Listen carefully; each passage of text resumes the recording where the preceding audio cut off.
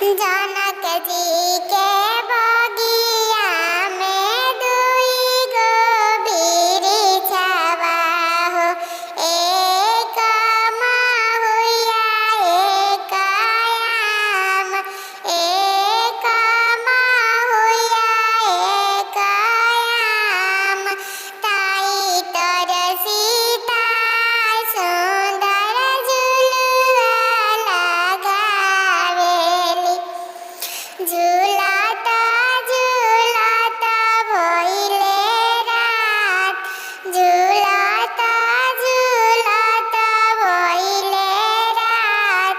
घोड़ावा चढ़ल अइले दशरथ दुलरुआ हो, मने मने लियले मुस्काई। हँसिए हँसी में राम जी सिंदूरा उड़वले हो, परी गइले सीता जी के मांग, परी गइले सीता जी के मांग। उहावा से रोबत सीता घरे चली आइली हो, आमाया गे रोदना पासार।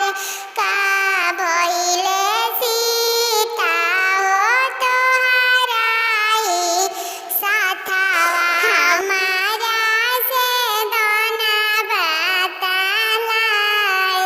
हम नाही जानिले हम नाही समझिले, पूछले तू सखियन से बात। केने गइलू सीता के सहेलिया हो, का भइले सीता जी के साथ। जनक जी के बगिया में दुई गो बिरिछिया हो, एक महुआ एक आम। ओइजा सीता सुंदर झुलुआ लगावेली। झुलता झुलता भइले रात, घोड़ावा चढ़ल अइले दशरथ दुलरुआ हो, मने मने गइले मुस्काई।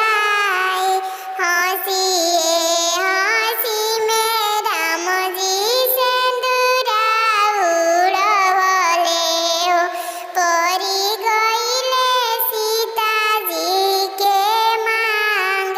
इहे भइले सीता जी के साथ।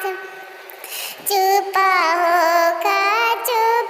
होखा सीता दुलारी हो, राम